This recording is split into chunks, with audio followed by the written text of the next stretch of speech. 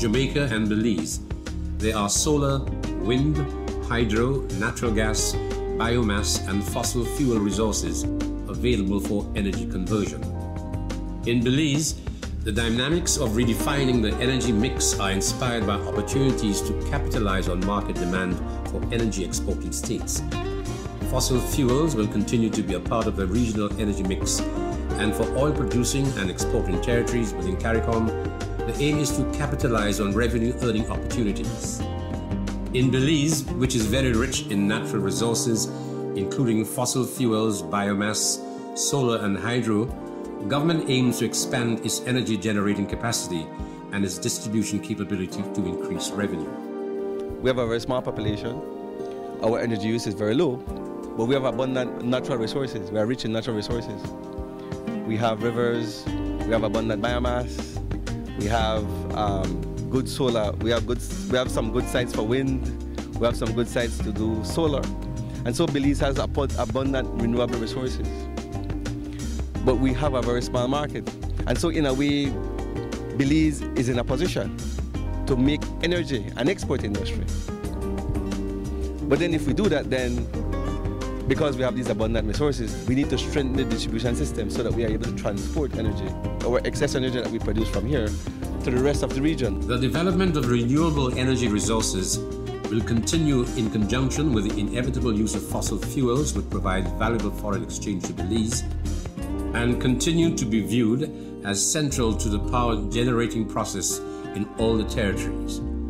Other states within the community, also desirous of varying their energy mix, are aware that fossil fuels will continue to be used to some extent. It's going to become more and more challenging to get access to fossil fuels. You're going to have to go deeper into the ground for coal. You're going to have to go deeper into the oceans to get access to the oil, or deeper, and you're going to have to implement measures to recover more of the product. At some point in time, perhaps the cost of securing fossils may come up to a point where it challenges renewables. For the time being, though, renewables cost. The Bahamas Electricity Corporation is wholly government-owned, and despite the challenges, government is committed to substantially reducing its energy consumption levels with a heavy emphasis on energy conservation and efficiency, but with an appreciation that renewable energy forms part of the process of reform. We have in the Bahamas 99% of our energy provided through petroleum products. We wish to reduce that number.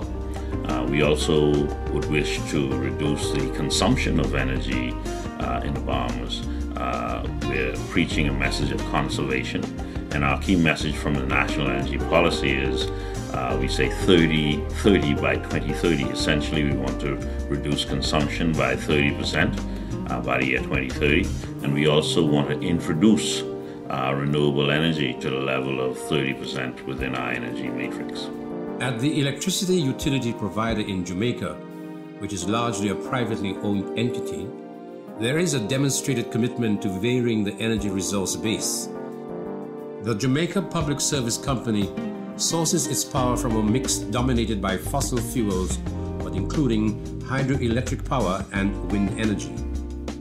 The company owns a 4-turbine wind farm at Monroe and sources wind energy from the Petroleum Corporation of Jamaica's Wigton wind farm as well. There are 23 900 kilowatt wind turbines at Wigton, which have an estimated capacity of output of 20.7 megawatts, although the expected level of supply is 7 megawatts. The Wigton Wind Farm Company is to double its capacity at the cost of $49.9 million United States dollars. Investments in renewable energy are made simple in Jamaica because the government has for years recognized the need to reduce its dependence on imported fossil fuels, and strict targets have been set for 2030. The National Energy Policy speaks directly to the possibilities for Jamaica, and it speaks to 20% renewables by the year 2030. But that doesn't rule out what may happen after 2030. And certainly from the Center of Excellence for Renewable Energy, we are looking at the experience of countries like Mauritius, like China, like the Maldives, who have set much more aggressive targets. So 20% is an achievable target, but we don't think that we would be resting on that target as we move forward. We want to shoot for the moon and fall down into the stars. The National Energy Policy encourages investments in appropriate renewable energy technology as part of a national 21-year strategic plan for energy sector reform. That plan identifies energy efficiency and fuel diversification as key strategies towards greening our economy, towards making our fulsome contribution to the whole matter of sustainable development and particularly climate preservation. The fact of the matter is that policy identifies some 7 priority areas, and we are aggressively, through an implementation plan, pursuing the implementation of all of these policies. Similarly, as part of the Bahamian government's lead role in the promotion of sustainable energy, government has launched the 3030 by 2030 project, which aims to reduce energy consumption levels by 30%, replacing them with 30% renewable energy by the year 2030.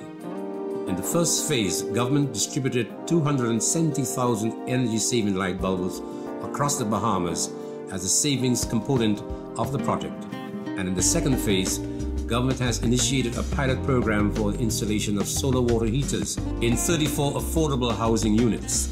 The homes are designed to accommodate solar water heaters. No backup systems are included, and a target of 25% is set for electricity savings resulting from the use of the solar instead of electric water heaters. It is estimated that the heating cost to heat water is about 20-30% of someone's electric bill, utility bill.